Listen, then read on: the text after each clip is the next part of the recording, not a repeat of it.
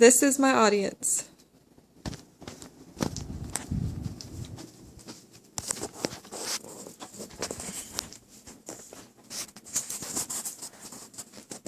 What has a spiky beard comes in all sizes and you can play with them. No, not your grandpa, a bearded dragon. My name is Elizabeth Solomon and I'm going to be talking today about bearded dragons. If you are like my children or myself and love all types of animals, a bearded dragon is a great choice for a pet reptile. The bearded dragon is becoming more desirable over the green iguana because they are the most docile but inquisitive types of lizards available. They have a very strong composition along with being very active and entertaining to watch but calm and handled. First, I am going to be speaking about the selection of a bearded dragon. Price, colors, how to tell the sex, how to tell if they are healthy, and how to house one bearded dragon with another, because it's a lot more fun to have more than one. Next, I am going to be speaking about housing your bearded dragon, types of enclosures, substrates, which is flooring, heating, lighting, water bowls, food bowls, and cage decorations. Finally, I will be speaking about food options to give your dragon the best diet possible. Their diets need an assortment of foods so they can adapt to eating outside the wild. Selecting the perfect bearded dragon. The cost of a bearded dragon will range from $40 to $1,200 depending on the age of your dragon, where you buy it, and the color. A juvenile dragon will be cheaper, as well as if you buy it from a breeder rather than a pet store. Breeders usually are the ones that can provide the different colors. The more exotic the color, the more money you're going to spend. The cheapest color is the green, yellow, tan color. The exotic colors are red, blood red, ruby red, sapphire red, orange, citrus tiger, sunburst, tangerine, gold, lemon, fire, yellow, albino, and snow. There is not a cost difference between a male and female, it's just up to preference. If you want to know what sex your bearded dragon is, you would have to turn it on its back, flip its tail, and flip its tail. If there are 2 lumps at the start of the tail, it is a male. If there is 1 lump at the end of the tail, it is a female. Females will not grow as big as males, and they have a more narrow pointed head. You can only house 1 male to several females. There has to be a dominant dragon in the habitat, and if there are 2 males, 1 will end up dying. A healthy bearded dragon should be one that is wide-eyed, alert, and active. They shouldn't look lazy or tired, lethargic, or have poor muscle tone. Always ask to handle the bearded dragon that you are eyeballing. Make sure the eyes are free of debris and film, and that they are open and wide. Bearded dragons should feel solid when handled. They should not have any skin folds, their hip bones should not be visible, nor should they have swollen limbs. The vent, and that's at the bottom where the waist comes out, should not be swollen or have dark stains around it. They should have a full tail because they do not grow their tails back, and all toes. Do not impulse buy when buying a dragon. Take your time to select the perfect one. Now that we have discussed how to select your dragon, let's move on to housing one. Housing a bearded dragon is very important. They have to have the perfect enclosure, substrate, heating, lighting, basking spots, and towels. Most juveniles will require less space, so you can keep them in a 20-gallon tank for the first year. A normal-sized adult bearded dragon requires a size of 50 to 60-gallon tank, and you should add 2 square feet for each additional dragon you want to add to the tank. You need to house 2 bearded dragons in an enclosure something similar to an 80-gallon tank. The enclosure should be tall because they love to bask on a high perch. The substrate, which is the flooring, should be sand for the first year. And then you can use newspaper until then.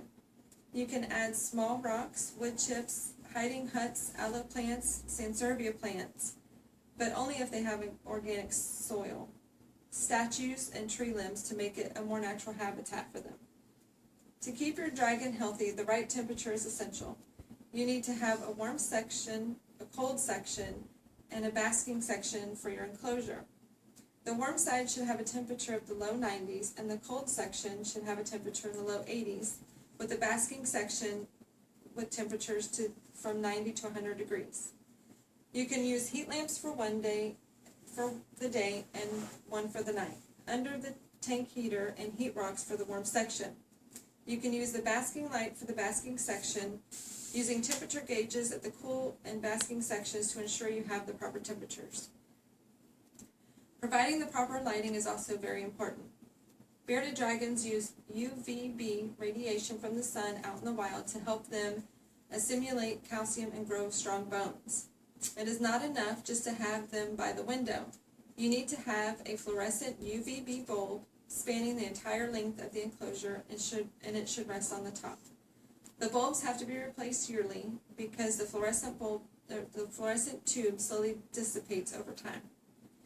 Bearded dragons like their basking spots to be up high. Decorating an enclosure with big rocks or wooden limbs would be perfect for your dragon. They can bask 9 inches or closer to the UVB bulb and directly under the beam of the basking bulb. Basking spots are essential for the digestion of their food. They have to have a gut temperature of 100 degrees to properly digest food. You also need to provide a food and water bowl in the enclosure for your dragon. The water bowl needs to be big enough so that the dragon can soak its entire body, but not too deep or it will drown. When putting water in the enclosure, a water conditioner should be added. The food bowl needs to also be provided in the enclosure for veggies and commercial food. It is very important to keep sand out of the food bowl so that the dragon doesn't consume the sand. Both bowls should be kept on the cool side of the enclosure and cleaned regularly. Housing is the key to a healthy dragon, keeping it happy. Now that I have discussed housing, let's move on to the diet of a bearded dragon. You should feed your bearded dragon 2 times per day, and their diet should include a fair assortment of foods. An excellent food source is crickets and worms. Waxworms, millworms, and silkworms. You can get them from the pet stores, and if you gather them from the yard, you have to ensure that they are free of pesticides or fertilizers, which you never know, so it's safer just to buy them from the pet store. Crickets should always be smaller than the width of the dragon's head. You can also give your dragon a commercial diet. They come in juvenile and adult formulas. If you're going to feed them a commercial diet, it has to be started early in life. They need to be served in a bowl free of sand, rocks, or wood chips. Adult bearded dragons need to have some organic greens in their diets. Adult dragons can live on almost an exclusive vegetable diet. The main vegetables should be dandelion greens, collard greens, mustard greens, and Roman lettuce. But if you give them a selection of fruits and vegetables, make sure the dragons never have more than 10% of their diet be fruits. They also love treats. Some treats include superworms and or pinky mice once they are an adult. You can't give superworms too frequently because they are higher in phosphorus, which will take away the bearded dragon's calcium. Pinky mice are high in protein, so these can't be given more than once weekly. You have to supplement your dragon's diet with vitamins, minerals, and calcium. This can be done by buying a supplement powder. It can be sprinkled on the food or dust on the crickets prior to putting them in the enclosure. Just remember all the key points for feeding a dragon. You will have a happy dragon. I hope if you ever consider buying a bearded dragon for yourself, or in my circumstance, your child, I helped you in understanding how to pick and care for one. So let's review everything I have discussed. How to pick the perfect dragon, how to determine the perfect enclosure for your dragon, and how to feed a dragon. They are the most social animals. They have spiky beards, but the spikes can't hurt you. They love to entertain and love to give affection. If you ever are looking for a medium-sized lizard that's hardy, handleable, attractive, fun to watch, and you are a beginner, a bearded dragon is the perfect lizard for you.